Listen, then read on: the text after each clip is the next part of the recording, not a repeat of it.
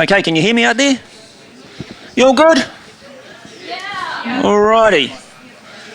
My name's John King, and I'm doing a presentation today on curious cockies, or my experiences with curious cockies, and so we're going to focus on things like risk, reward, and reality. Okay, we're not going to spend much time on reward, by the way. It's going to be mostly on risk and reality, right?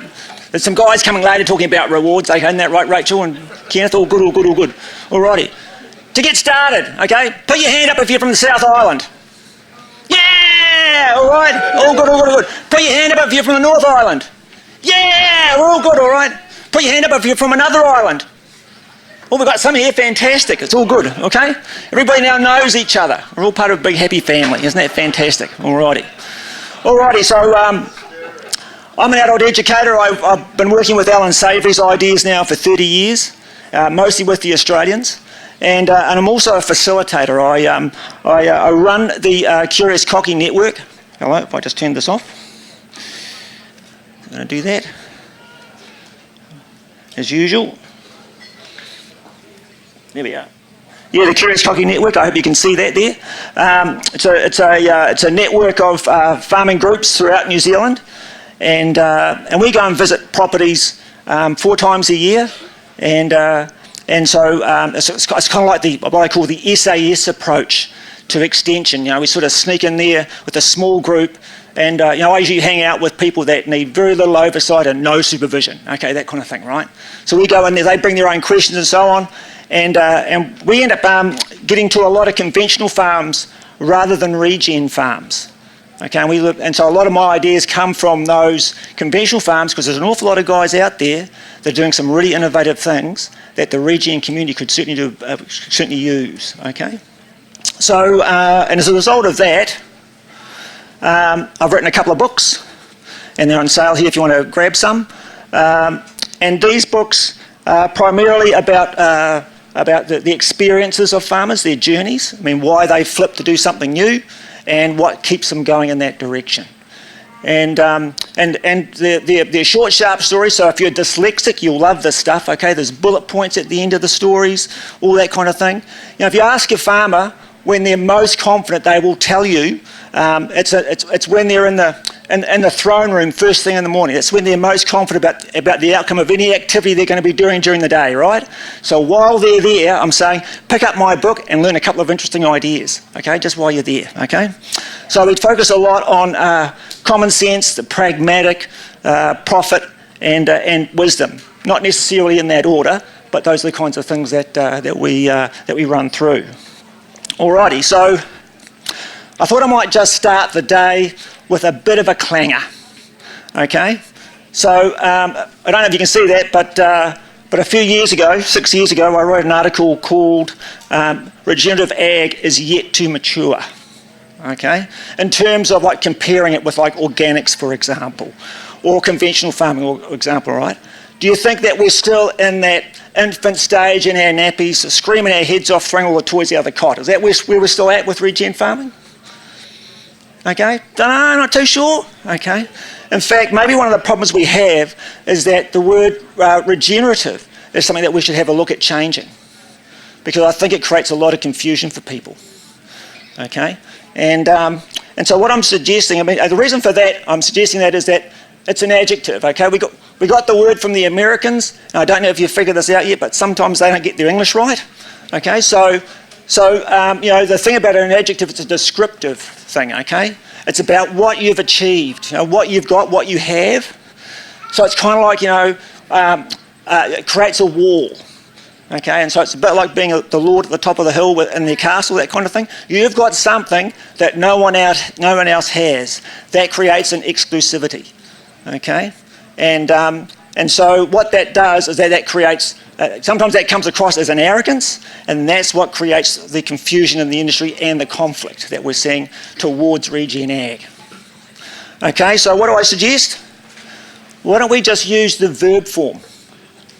And let me just play with this for a minute, okay? If you go to the supermarket and you say to someone, my land's regenerative versus my land's regenerating, which do you think they're going to intuitively get faster? Okay? It's not, and the whole thing about being a verb too is that it's a doing thing, right? Okay, it's about you're on this journey. You haven't reached the summit yet. You're achieving. Okay, you're trying to make something work. Everybody's going to be supporting you along the way. You're going to get much more buy-in. It's more collaborative rather than conflicting. Okay, so just thought I'd start my set with that kind of idea, just in case you find yourself bored when you're shaking your funky groove thing on the dance floor tonight. Okay, that kind of story, right? All good, all good. Put your hand up if you're a farmer. Okay.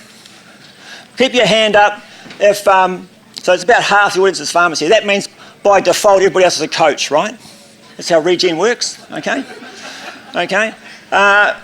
Keep your hand up if you've experienced, with doing regen, you've experienced something different from what your expectation was. Okay, there's quite a few of you, probably half as many, okay? Okay, keep your hand up if that's led to a loss of production or loss of capital as a result of that. Okay, because that's the spooky bit, right? That's the bit that gets everybody anxious about regen. Because I can tell you now that the first thing, experiencing something different from what expected, that's almost definitely going to happen. The problem is when that extends to losing production and capital. That's when it gets real spooky, right? So we want to kind of look at that in terms of these issues. This is the whole thing about risk, okay? So just excuse me, I've got to get another glass of water here. It's just getting a bit dry. It's a bit warm in here, isn't it? It's not like yesterday. We would have had to form a scrum yesterday to keep warm, right? Alrighty.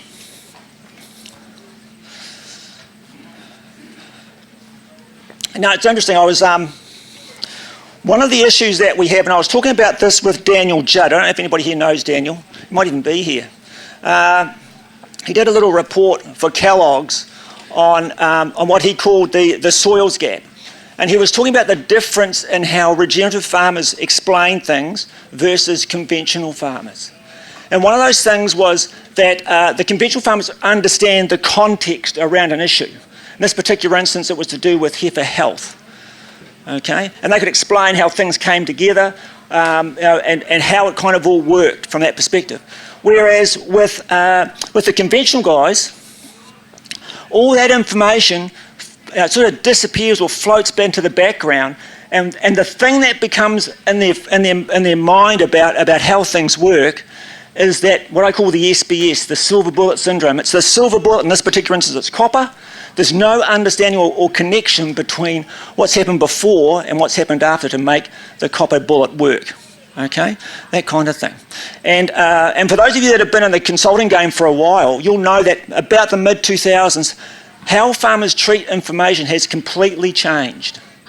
Okay, we've gone from, farmers have gone from robustly debating information to wanting a recipe and wanting it now and having the result yesterday. Okay, so it's a very different game to what it was 40 years ago, and that has a big impact on how people view things, okay? And in particular things like regen, where people are thinking, I can take that regen idea and make it work tomorrow, whereas you're going to hear a little bit later from some of these other guys in the next session, that's not necessarily the case, okay? There's, it kind of reminds me, I'll just see what's the next slide. I can't remember what the next slide is. No, it's gone back one. So, it kind of reminds me of when I was, so this thing around risk. When I was a student, in my second year, we had this really interesting old bugger called Cliff Irvine. He was the equine professor at Drinking College down the road here, right? And he took us for this subject called reproductive physiology. Now, and I've probably just lost half the audience just saying that, right? And it's going to get worse, right? So he was one of those old guys that he didn't care so much about his academic career so much anymore. He was just there to have a lot of fun. He always had a twinkle in his eye, right? And he was about 100. I swear he was old, okay?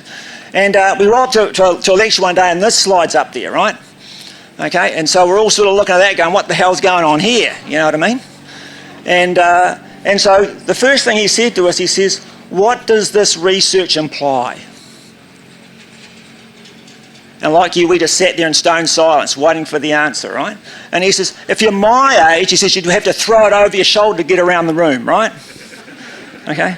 Well, he thought at his age, you could put a noose in it and lasso somebody, you know? That's how old he was, right? But the point is this, is there, you know, have you ever looked at information or looked at some advice and thought there was more to it than what there was? Everybody does that, right? Okay? And so that's one of the issues that we have regarding risk, is that you see more than what there is there. Maybe that's one of the issues that we have with regen, is that people are seeing an awful lot more with that silver bullet sort of syndrome idea than what's there. Okay? So that's an issue that you need to be mindful of. If you're not aware of your own self-development, then you get caught out, right? But he had something else to say too about this as well. And his final sort of parting thought was, why is this kind of research a nonsense? And like you, we just sat there silent, waiting for the answer, right? And he said, everybody in this room's an adult, right? He says, everybody knows that penis dimensions have everything to do with the dimensions of the nurse measuring it. Okay? Meaning, what does that mean on the farm? It means that whether you intend to or not, you bring your own bias to whatever it is that you're doing. Okay? And if you don't realise that, that's when you get exploited. In other words, you become a scammer's dream, right? So you've got to be aware of what presses your buttons, because if you're not aware of that, then you can get into trouble pretty quickly, right? Okay. And there's another really interesting thing to this, and Joel Selden says this really, really well. He says, you cannot be more creative than your experience allows. How many times have you tried to extend yourself and you're not quite there because you don't have the experience that you need to get there? And not just you, but what if you've got a coach that's in that same spot? Sometimes your coach does not take you there, okay? I've got a story in one of my books there where the farmer was given a business advisor from the bank, and the enterprises that business advisor got them to engage with were taking them bankrupt. They had to drop the business advisor because he was used to so much success doing what he was doing before with the same recipe, but everything else had changed, and he couldn't keep up with it anymore. So the best way to get around that is to chop that relationship off and start again. Okay, that kind of thing. So remember that everybody's sort of in that space where, if you don't recognise what you don't know, which is bloody hard to do, go and ask somebody. That's why you come to places like this. Even techniques like holistic management that I teach doesn't increase your creativity. Okay, you need to go and visit places, see people, read books, whatever, to try and find new ideas. Okay, that kind of thing. So that's why it's not uncommon for those doing regen, okay, to have an unexpected drop in production. Okay, there's often a lack of knowledge around pre-indicators around these kinds of production issues, and also what's the corrective action to bring you back on track. And there's also that stigmatism that comes in the rural community if you do something and you stuffed it up, and that's real, right? That's huge in our industry. Okay, so you need to be mindful of all those kinds of things when you're juggling all this kind of stuff. One of the things we don't talk about is these kinds of production indicators. There's a guy I've written about called Brett Peterson. Brett was a consultant for 50 years. And this is one of the things that he was dealing with, was trying to help farmers realise how quickly things could change, or how slowly things would change. Okay? You can't expect your soil to detox in 15 minutes. It's not going to happen. Well, it could if whatever it is that's toxins out there is decomposing at an exponential rate, but that's really unlikely in a lot of agricultural settings. Okay, so things like livestock behaviour, I mean, ask any dairy farmer, you can see a change in minutes, let alone hours. Okay, very, very quickly. That's why they check out the VAT. Okay, because they can see very quickly when things are going to change. But other things that are out there, particularly things regarding the soil surface, take a bit longer. Sometimes they take weeks, sometimes it takes months before you see a change. So I think these are kinds of things we don't really talk much about in regen. And this is sort of like Rit Fisher. Rit Fisher runs a high country station, and like he says, you've got to work things out for yourself, because your soil, no doubt, does not follow rules that's in a laboratory. You can guarantee that, okay? Or Stan Winter. Stan Winter would never be invited here because his claim to fame is 8 million tonnes of superphosphate. But if you go and talk to those old soil scientists, they will point out just the real basics of what's going on. Okay? Season trumps treatment. Okay? Don't forget that. Okay? There's not a single fertiliser company anywhere that's got a product that will outperform itself in a poor year versus a good one. Okay? Otherwise, you'd all be buying it, right? Okay? So there's a lot of going on out there that we're sort of bypassing, that we're not sort of recognising in the regen space. Okay? Okay, and something else to think about here. Whoops, where's that going? I'm right to the end. How do I get back to where I was there, mate? Next one.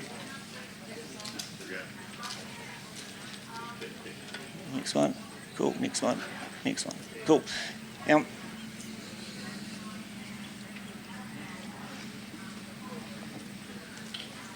the next thing too is business. How often do you get someone talking to you about business, okay, and what to expect with a business? Okay, so most business, for example, will be in a negative cash flow for at least 2 years, and many businesses fold in the second year, not because costs rise, but because they're so busy dealing with their current clients they forget to advertise for more, and so that's how the business folds. They run out of income. So the next phase is sort of that 5-year stage. And it's about now that a lot of businesses create cash surpluses, and because you could be running a negative cash flow right up to then, okay? And this is about the same time when your competitors notice your success. It takes about 5 years, okay? And if you're doing stuff like honesty boxes and cash, so will the criminal fraternity. They'll figure that out pretty quickly too, right? And so a lot of people will shut their businesses down here, not because they're not making money, but because to get all their ducks in a row requires so much effort. Okay? Now there's another interesting thing here too, apprenticeships. Why are apprenticeships about 5 years?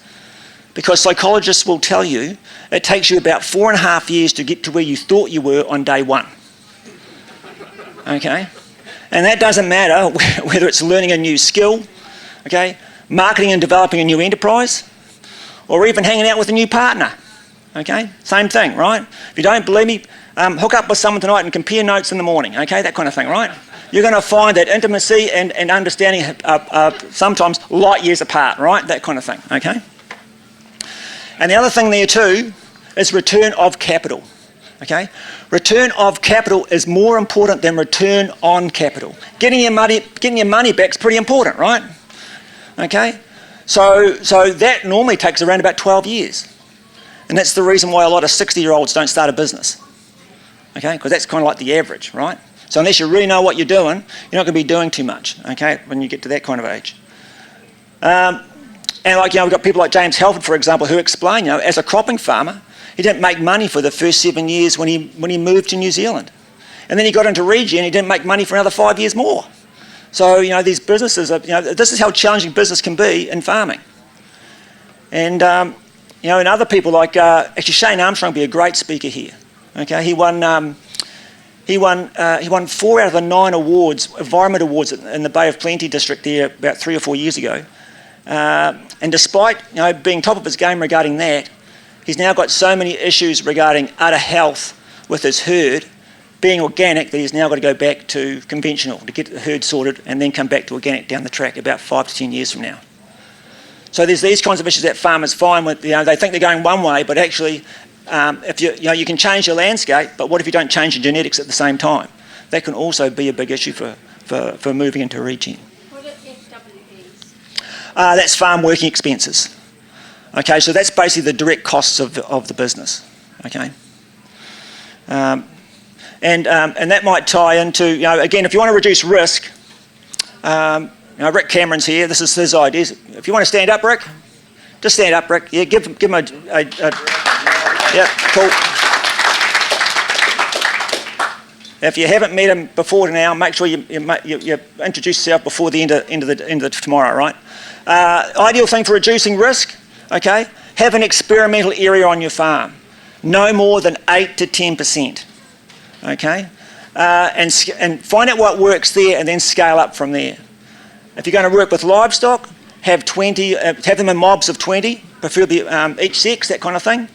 And just pick the middles, don't pick the tops or the bottoms. And the other really important thing too is have someone you can bounce around ideas with, okay?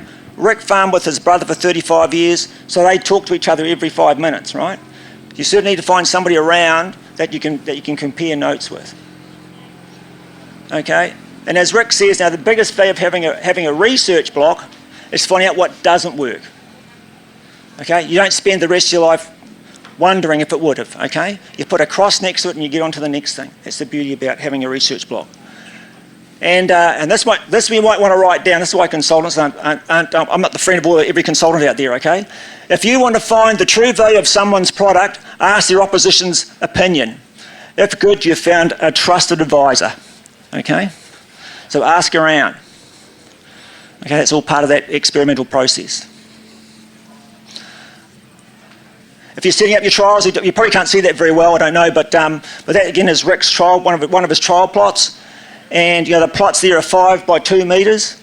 That's 1,000th of a hectare. And so you just line them all up, all your different treatments, but remember to change the management across the paddock, because it might be the management that has the biggest influence on what's there. Okay, so you run it your way that first year, then run it another way the next year and another way the year after that, that kind of thing. Okay.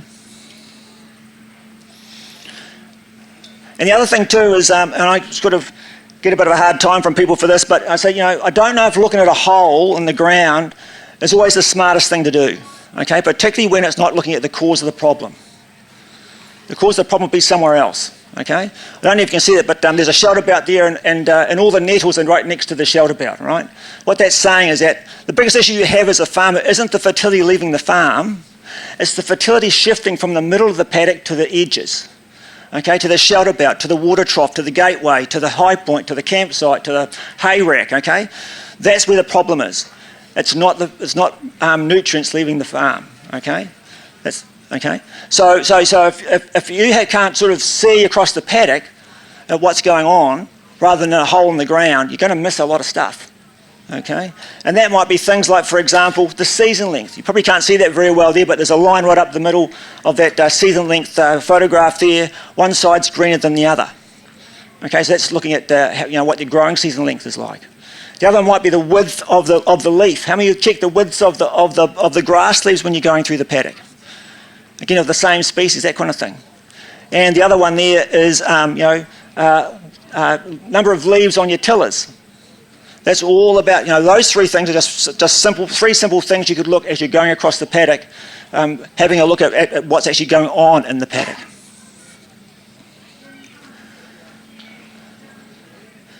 Okay, so to reduce risk, with any experiment, set a budget for it, monitor that budget and stay with it. No more than 6% of gross farm income to go into research. You don't want to be putting much more money than that into it, okay? And if you're working with livestock, which is most of the groups that I work with, use total meat production per hectare, a bit like what the dairy guys do, okay? Because that means you can change your sheep-cattle ratio and see if that makes a difference in terms of meat production, okay? Rather than panicking about whether you've got enough beef or sheep, that kind of thing. If you're marketing the enterprise, I've got a great story in my new book about Neil and Glenda Gray. They do the raw milk thing up at Thames. And what's really interesting about, of course, the raw milk thing is, of course, MPI can shut you down in a moment's notice. And so how do they create a business that allowed them to be able to deal with that level of risk? Okay, and one of the things they did, okay, is they looked at every way they could reduce the compliance costs. And what compliance they had, they began to excel at it, because that meant they'd be tested less often, and that would I think 2 years in they had a third. It was costing them a third for their compliance costs as what it was when they were beginning. So they worked really hard on getting that compliance stuff done. Okay.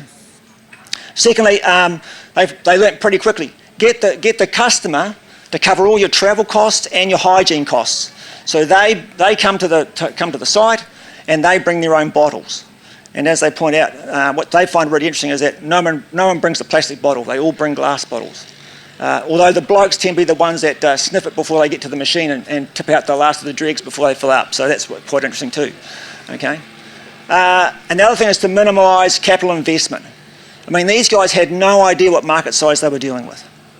And most of you, when you start a business, don't have that kind of budget.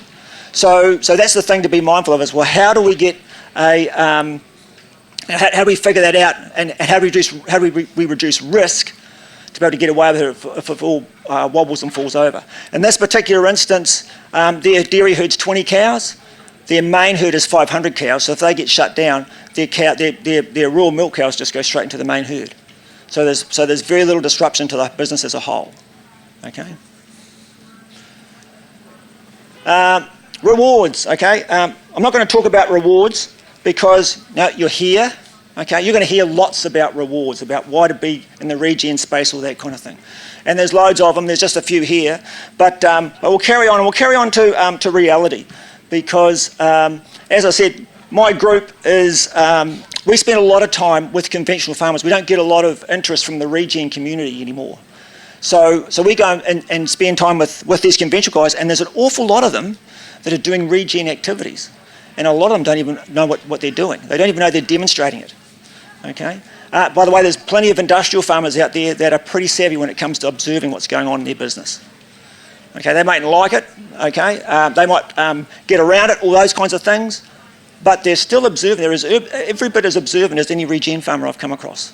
So they're always interesting. They always see things. In fact, some of them are quite high up in politics and things. So they've got other views that are really worthwhile listening to. So that's why we go and visit these people. Of course, the other reason that is quite interesting, of course, is that the industry can't define it. So we quite often have to explain what regen is, because you can't ring fence it. And of course, many regeners come from the industrial farming anyway, because it wasn't working for them, so they had to do something else. So that's why they come to regen, okay, or organics, or wherever else. There's often a trigger for change to move people into regen, and it's kind of this is sort of stuff of Charlie Massey's work a few years back. And quite often it can be a singular event like a drought or a flood, that kind of thing, that tips people over. But more often than not, there's a lot of other events that are going on in their lives that get them questioning their beliefs. A lot of that can be around return on investment, okay, margins and costs and prices, that kind of thing. For a lot of people in this probably group here, it's going to be environmental, okay, agrochemicals or something along those kinds of lines. And for some people here, it's going to be authority, right? I mean, the Curious Cockies have visited quite a few farmers where essentially MPIs starve your cows because they've got bovis, that kind of thing's going on. So there's a lot of reasons why people are looking at going in another direction. And if you don't understand, I'll just put this, this is Peter Alexander. Peter Alexander is probably the country's most prominent agricultural accountant. And I've put this little thing up here. This is misery index. If you don't understand the relationship between the misery index and a thing like a gross margin or a gross profit analysis, I suggest that you find somebody to help you figure that out, okay? Because you can't be green in the red, okay? You've got to know your figures. And he's a great one. He's got some great nuggets there about what's going on out there. He says, what gets farming families into trouble are chasing unrealistic expectations, and we see a bit of that in the regen space. Okay, procrastination because you don't know what to do, you're confused, or inability to prioritise available cash, resources and time. That's probably something else you need to write down. Okay. Reality. Okay, so when I'm with my Curious Cockies, what I'm looking for is a whole range of characteristics around farm businesses that make them robust. And these are just some of the topics that I'm fiddling with when I'm thinking about stories and so on, and what we're seeing when we're visiting farmers. And we'll just look at one, because I didn't think I'd have time to look at many others. And that one's leverage. How many of you here have a mortgage? Yeah, just about everybody. And I can just see the enthusiasm on your faces, right? So so a mortgage is leverage, right? That allows you to get an asset in a way that you could not do with your own savings, all right? Well, where else do we apply that in farming businesses? Well, one of them is time. One of the things I hear often is, John, I'd love to come and join the Curious Cockies, but I don't have enough time. And I'm saying, well, mate, you need to be able to leverage your time. And one of those things, way of doing that, is what I call the big mob. Everybody that knows me knows I'm into the big... Andy Bunny's right here. He knows that I'm into the big mob, okay? So that reduces time. I mean, this photograph here is 12,000 ewes in one mob, and it's on hill country. Everybody tells me that's impossible. You can't do that on hill country, but Kiwis do it on hill country, okay? The great thing about the big mob is that it reduces time. You've only got one mob to shift, okay? It reduces infrastructure. It means your paddock sizes can remain large. You don't have to do as much electric fencing, if any at all. Okay? It balances paddock fertility. It means that the animal's dung and urine stays where they harvested it. It doesn't get transferred to another part of the paddock. Okay? It identifies your culls. It means you can identify pretty quickly which animals you want to chop their heads off. Okay? It lowers your running costs. That means there's more profit. And it's ideal for a drought or winter situation, providing you've got a decent water system if you're running cattle. Okay? And there's a great little video of the Nickel family doing this at Clark's Junction. This video here is 12,000 ewes plus 600 cows in one mob, all on hill country, being shifted through a 14-foot gate. Okay? Takes 45 minutes, no dogs. Okay? And then the rest of the day's your own. Okay? Animals are happy and fed, away you go. And it's I think that more bigger operations should be looking at this, but you don't have to be a bigger operation to give this a go. Okay, this is Joe Guys and Russell Keane at Aotearoa in the 1970s. They would combine their sheep mobs together and for a winter rotation. So the winter rotation was 90 days. So the mob had 45 days on each farm. Now, in the middle of winter, what could you do with a month and a half of Sundays? That gives you an awful lot of time to think about what's going next, and plan your next season, all that kind of stuff, have time with the kids or whatever, go on a holiday, all that kind of stuff, right? Okay? Rick Cameron used to work with his brother for 35 years. They worked it out that they could spend, alternately, 3 months off every second year. That's how important it is to leverage time. Okay, to go and do the things that you want to do. Okay? And it doesn't just stop there. You can leverage time in another way. Okay, this is Tillbuster Commons. It was going in Armidale about 20 years ago in New South Wales. It's where 4 families came together and they created a company around the livestock. And they grazed those livestock around the 4 properties as if they were one. They divvied the profit up by how much time that the animals spent at your place, at each property, right? So if you grew more grass and the animals spent more time at your place, you made more money, right? The only time you ever supplied any labour was when the animals were at your place. So if they were equal-sized properties, that meant you were only required to be at work 90 days of the year. What would you do with the other 270? Now you could run another business, you could have another career, you could be doing conservation projects. And by the way, working together made them better decision makers. They were more profitable because they got economies of scale. They had lower costs. So they actually made more money as a group of 4 than if they were on their own. Okay, something really savvy to think about in that regen space. Okay. What else is there? We can also apply the same concept to genetics.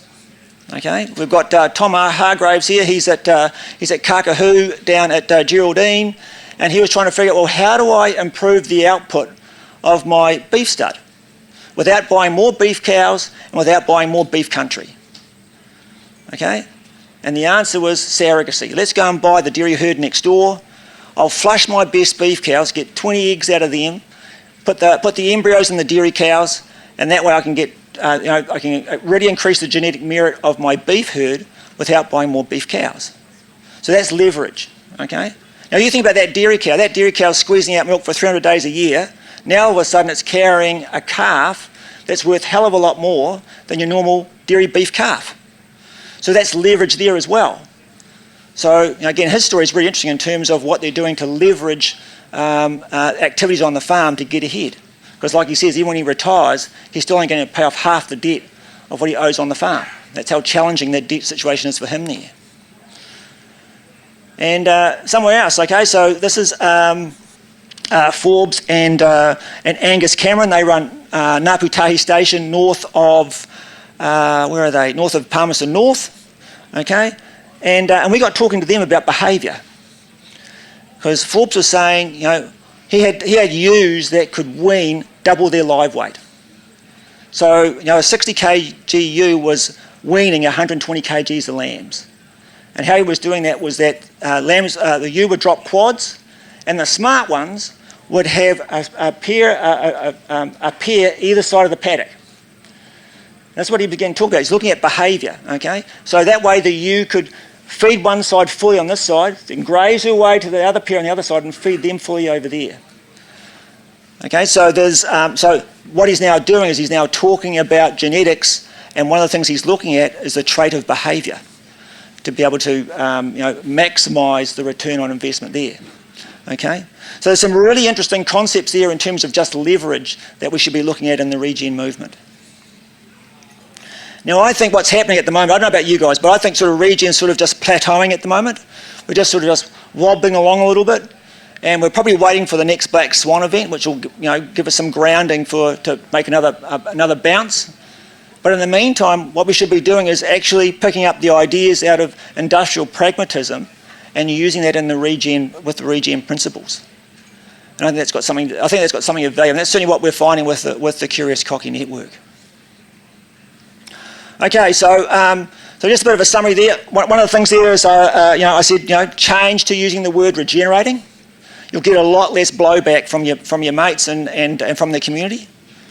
If you're going to reduce risk, okay, understand your own biases and how you're captured. I don't think any of you here are going to forget the penis graph there, okay? Just remember that, you'll be fine, okay? Learn your pre-indicators with your environment and your business. And learn to experiment on a small part of your farm and then scale up. Go from there, okay?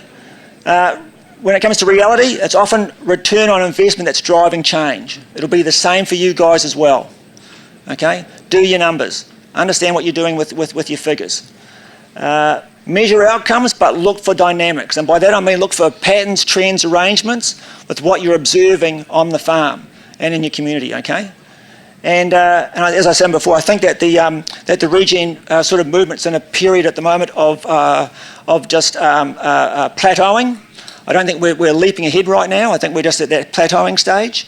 And I think that there's an ideal opportunity here to be looking at the conventional farmers and finding out what they're doing really well and how that might apply to regen farming. Alrighty. So yeah, just kind of leave this with you too, because you probably thought, oh, this is the kind of probably talk I was going to hear today. I thought we were going to be all balloons and glitter and all that kind of stuff, right? It's not quite there. But I will leave you this. Again, another little nugget from Peter Alexander. He says, that farming families go through more down cycles than up cycles. So if at first you don't succeed, boldly ask if the loser gets anything. Okay? In other words, don't give up. Okay? And be bold. Alrighty. So yeah. Any questions?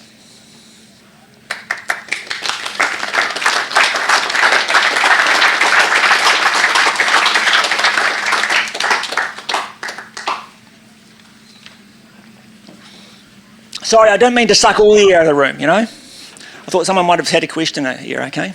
Yeah, Siobhan. How do we buy your book? It's over at the tent, which way's that way? The shop way. Yeah. And there's a few there, but there's if you want some other ones, come and find me. So yep, all good. There was a question over here somewhere. Yeah, John, you said 40 years ago the big change with agriculture in your mind, and what's caused that? What, in your view, is that from 40 years ago to today when you're at university? That, like I said, that change was moving to that recipe type thing. There's a range of things that fit in there. I think to some regard, the education system's responsible for that. Okay. And sort of that sort of spoon feeding type thing. I think also that there was a lot of pressure on farmers making change and going into the dairy industry, or the sheep farmers looking into that kind of scenario and expecting to be able to dairy farm overnight. Intensive farming. Intensive farming, yep. Yep. You know, and there's an awful lot of pressure put on people from the banks. The banks don't understand what, you know, the banks treat a farm like a business rather than treat it like a family. And remember, banks are like any investor, okay? They're only interested in the internal rate of return. They're not interested in the accumulated rate of return, okay? I suppose the borrowers were a lot more too, expanded from back then 40 years ago to what they were 20 years ago, you know? The borrowing that we're using from the farmer's point of view now, we're borrowing so much more, aren't we, Aotearoa? Yeah, I mean, that's creating its own problems, right? You know, succession's now becoming such a huge issue because you're starting with such a big upfront fee if you're going to buy the farm. We were having a conversation the other day with Peter Templeton, and he did I think it was a Nuffield report looking into succession. He was pointing out that on a dairy manager's wage, it's going to take 64 years for you to get enough for a deposit for a dairy farm. Like, just phenomenal, right? One of my groups was at a property in central Otago to give you an idea of cost and change, of how things have changed in cost. In 2013, this guy was irrigating 200 hectares. It was costing him $3,800 a year. Now he's irrigating 300 hectares. It's costing him $161,000 a year. So, you know, these are the kinds of things that you're dealing with as a farmer. You need, you know, we're looking for innovation, and it's not coming from the technology that we're using. Okay, we've got to move away from some of this stuff. Yeah, Rick. How do we measure the success of our grazing? Yes, interesting. That you still got animals at the end of the day. There's a lot of things that you can do around measuring your success. Okay, it's to do with. I mean, you could measure your kilograms of dry matter. If you want to go down that path, you could measure. You know, like I said before, the production coming off your animals. Just because the animal eats dry matter doesn't mean it's going to produce, you know, the recipe. And the recipe is for, like, you know, for dairy, it's what, 12 kgs of dry matter for a kilogram of milk solids. For meat, I think it's 10 kgs for a kg of meat, that kind of thing. That's the conversion rates. But that's just an average. Okay. The other thing is, you know, are you looking at averages, or actually are you looking at your own business in terms of what you're achieving? Someone like Adrian Fry, for example, can get a kilogram of milk with, I think it's 9.5 kgs of milk, 9.5 kgs of dry matter. So again, you know, it just depends. One of the, you know, the thing about technology is that we should be using more of it to measure our success, and then relating it back to, you know, to your management. Siobhan. When are you going to do your next holistic management course? Yeah, that's a never-ending question. We've got lots of people that want to do it, but, you know, they're scattered all over the country. So until basically people's wallets fill up a bit more and they're willing to travel, it'll be a wee while before I run another course. So yeah. Yes. Do you think the plateau in regen ag is potentially market driven as well? I think the drama, to a degree, is that the promise was that we'd be paid for being regenerative, and I don't think we're seeing that. I think that's been. Now it's. I've actually just got another slide here that I just put up, just in case we had this kind of a question, really. Is it going to go for me? This slide here, it looks a bit of a. Let me just explain what's going on here. This is it's an adaptation from Alan Savory's Holistic Management. This is to do with what's called community dynamics. It's to do with the ever-changing patterns of biodiversity, right? So this line represents the change in a single species, this population change within a single species. So as species diversity increases, you get less of them. Okay. So for at this end, for example, is that you have few species but high population changes. What you would find in a desert, right? Okay. Everybody nod knowingly as if you're agreeing that'd be nice. Okay. All good. All good. Okay. As the further across you go, the more diverse the species are, the less numbers of each one that's in that space. If you've got a square metre of soil and you've got 20 species on there, you're not going to get the same production as you will if it's wheat, for example. Okay, so as we get further across, okay, there's less production. I haven't come across a single multi-species pasture yet that's squeezing out 30,000 kgs of dry matter, for example. Yet there's research showing around that monocultures easily do that. And that's in a non-brittle environment. Okay? No one tells you these kinds of things in the regen space. Okay? And the other thing is that, as you get closer to this end, because this end here, basically, that's your sort of your monoculture cropping, it's your intensive dairy.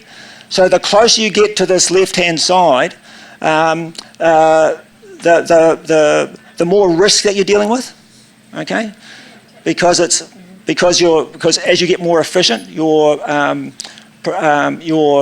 profit per unit, production unit declines, okay? So that means that if you're in regen ag and you're down the far end there, you've got to have one hell of a whopping margin to make it work, okay? And I don't know if you're going to get that doing sheep and beef commodity-wise. Okay, we're on one property where the guy said, the only animal he knew that appreciated as it got older was a trophy stag. Okay? Anything that's a trophy will actually appreciate it as it gets older. Most other animals, farm animals, don't. Okay? So, so that's one of those things. So it's like I said, this is the promise of high profits and all the rest of it, and that there are opportunities there. But for commodity producers, you're going to have to think a different game if you want to make regen work, as far as I can tell. But surely, the risks are greater than just the yield of an animal there, because, you've got the inconsistencies in the environment and climate and the investment for getting that level of yield. But as you go down here, it's much more consistent because you're much more diverse, so your capability to be stronger through abnormalities of climate and so forth must level out. Yes. Just managing your expectations, sure. Yeah, it is. And the thing is that we're probably going to see more individual owner-operators down this end than at this end, okay? Because you've got more flexibility to swap profit for experience, okay? You don't have that in a corporate sector, okay? So that's the other drama here, okay? Sorry, this is a bit abstract. Sorry, yep, sorry. I deal with vegetable growers across the South Island, and I'm seeing in the next 10 to 15 years there'll be a lot of people retiring and a lot of family farms being sold rather than succession happening. Yep. With people you're journeying with, are you seeing the percentage increase of land being sold and businesses shut down, or is the succession happening better than in the vegetable sector? I don't know if it is. I think it's the same. It'll come back. It'll come back to how organised the family is. Okay, and a lot of young people nowadays are actually getting into succession a lot earlier than their parents did. And one of the reasons is that succession with their parents is such a nightmare. Okay, because you go in with the best of intentions, but everybody's got their own expectations, and it's bloody hard when they're not lining up. So that's one of the realities I think that, and the other thing is that it's bloody hard to farm for 2 generations. A lot of farms can't carry that. So that's something else that you need to be thinking about how do you make that happen too? So as you get further down the track, and Joel Selden has some really interesting ideas in that space if you're following his ideas. So yeah. Any other questions about curious cockies and what we stumble across as we run around the countryside?